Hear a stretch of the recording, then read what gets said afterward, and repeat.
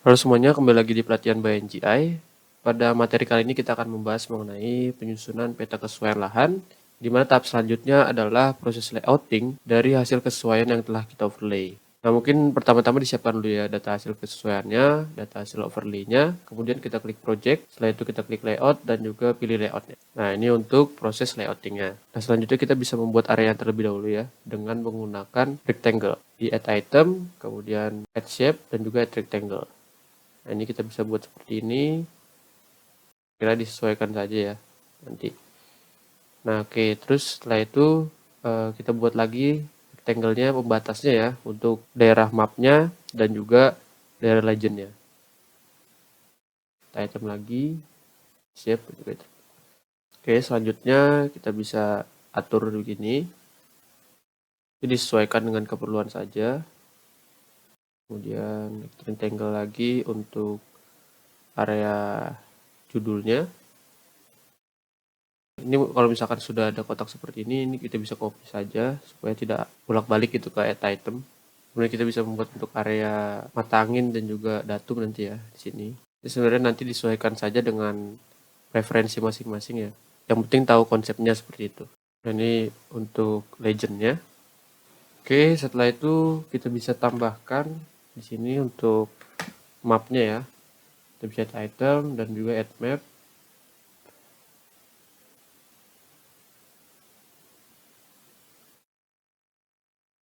Nah, ini karena masih seperti ini kita bisa zoom. Nah, zoomnya dengan cara diatur di scale-nya ini. Ini saya taruh 4000 agar bisa lebih dekat gitu ya. Nah, kemudian jangan lupa ditambahkan juga frame-nya supaya dia ada pembatasnya gitu ya. Ini jangan terlalu dekat dengan garis tepinya supaya nanti bisa ditambahkan grid. Selanjutnya kita tambahkan grid. Ini kita klik grid-nya dan juga kita add. Setelah itu modify. Kemudian di sini ada interval ya. Di sini interval bisa kita atur. Untuk intervalnya kita bisa buat, kalau di sini saya bikin 200, cukup disesuaikan saja dengan kebutuhan teman-teman ya. Kemudian nanti diatur saja untuk CRS-nya apakah menggunakan WGS ataupun projected gitu ya. Nanti supaya sesuai gitu untuk CRS-nya nanti. Nah, kemudian saya ingin membuat supaya ini tidak ada garisnya gitu ya. Nanti muncul di tepinya saja, yaitu dengan cara ini grid type-nya bisa kita pilih. Ini berbagai macam ya sebenarnya type-nya ya. Ada cross, kemudian ada markers. Nah, ini seperti ini kira-kira. Kemudian saya pilih frame and annotation only. Kemudian setelah itu karena ini koordinatnya belum muncul, kita bisa klik draw coordinates. Nah, ini masih belum rapi ya. Saya ingin buat supaya kiri dan kanan ini koordinatnya rapi gitu, agar menjadi vertikal, yaitu dengan cara di sini sudah ada formatnya, ada left, right, top, and bottom. Kita atur untuk left dan right-nya saja. Ini di sini kita pilih vertical ascending untuk left-nya dan juga right-nya juga sama. Nah, ini sudah rapi seperti ini ya. Kemudian nanti font-nya bisa diatur juga ya teman-teman ya. Nah, ini kalau misalkan mau dibesarin silahkan di size-nya. Tapi kalau saya sudah cukup seperti ini. Oke, kemudian ini sudah selesai untuk grid-nya.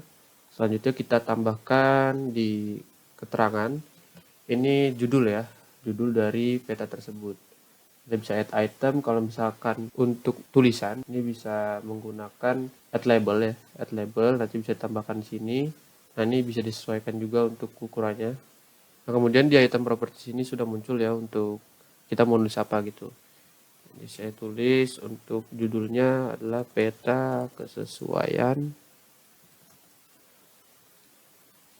lahan untuk budidaya tambak di Kabupaten Pandeglang. Oke. Nah, ini karena saya mau ngatur posisinya ya. Diatur di alignment-nya ini, ada horizontal dan juga vertikal. Kita klik center dan juga middle untuk vertikalnya. Nah, ini sudah rapi seperti ini. Kemudian kita bisa atur fontnya supaya bisa memperbesar ukuran fontnya ataupun jenis fontnya kita bisa ganti gitu. Nah, ini saya ingin memperbesar size-nya ya. Sudah cukup seperti ini. Untuk fontnya nanti mungkin teman-teman bisa coba-coba juga. Selanjutnya kita akan menambahkan arah mata angin ya. Atau north arrow. Ini untuk utaranya saja. Kita bisa tambahkan di sini. Bisa disesuaikan ya nanti teman-teman ya. Nah, kemudian untuk posisi dari north arrow ini kita bisa atur juga di size and placement. Ini karena dia masih top left ya, jadi dia masih cenderung ke kiri. Kita atur supaya dia middle. Nah, dia sudah middle secara horizontal maupun secara vertikal. Baik, setelah gambar mata angin, kita mungkin bisa menambahkan untuk scale bar ya. Scale barnya kita taruh di sini, teman-teman.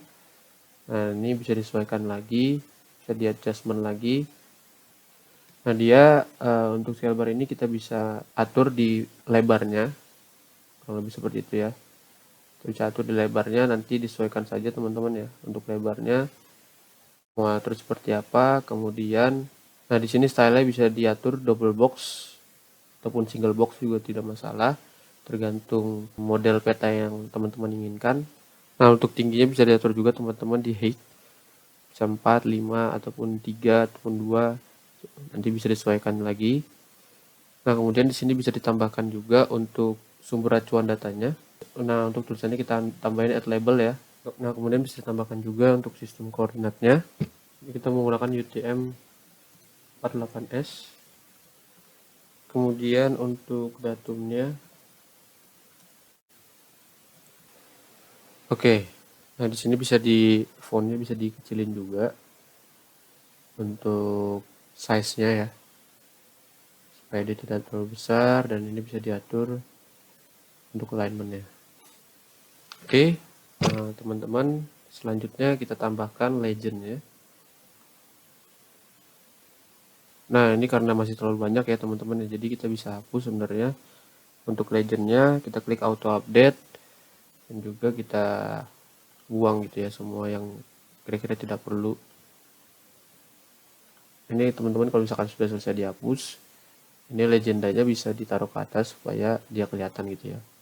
Nah, kemudian nanti kalau misalkan mau menambahkan seperti ini bisa diatur untuk legend itemnya. Ini kita klik seperti ini, kita bisa ubah judulnya ya ataupun tulisannya gitu. Nah, kalau misalkan masih ada fitur yang tidak diperlukan, kita bisa pilih dan kita klik delete. Nah, oke teman-teman, selanjutnya legendanya kalau misalkan mau diatur untuk fontnya gitu ya, kita bisa klik legendanya, kemudian kita bisa pilih font and text formatting.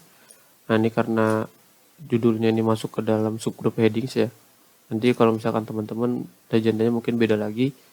Kalau ini ada di subgroup headings, kita bisa atur subgroup headingsnya, mungkin bisa kita besarkan, kita taruh bold ya. Nah, ini seperti ini. Kemudian kalau misalkan di item labelnya juga bisa diatur. Ini sudah besar juga ya, 18. Kalau misalkan kurang besar di judulnya, kita bisa tambahkan lagi jadi 22. Nah, kurang lebih seperti itu.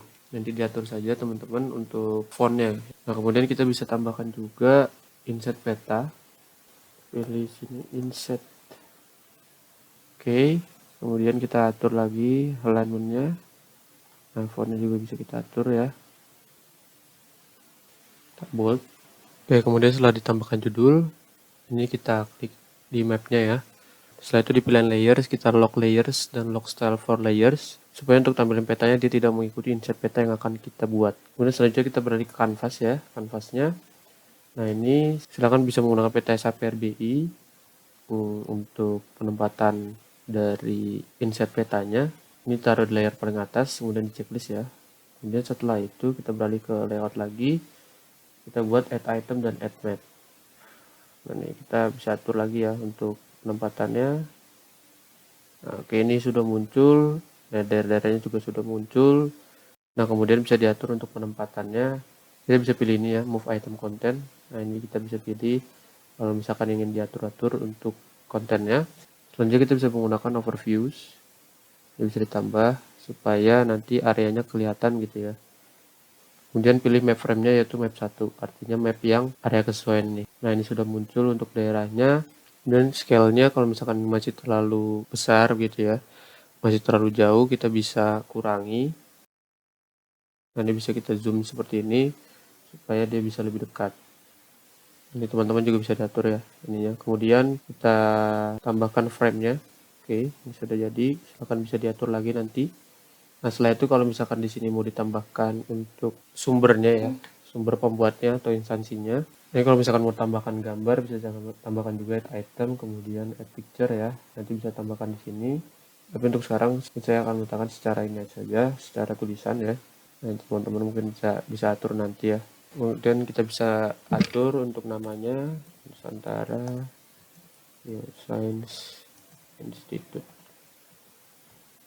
Kita bisa atur center, kemudian fontnya kita atur juga.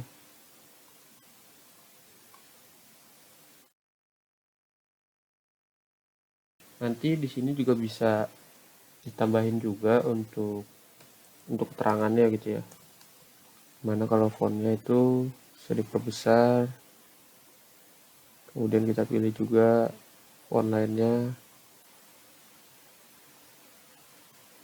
Nah, di sini juga nanti bisa tambahkan juga keterangan dari daerahnya gitu di Pandeglang ini. Mungkin lebih lengkapnya untuk proses layouting ini, teman-teman juga bisa lihat di coursegeoscience.id.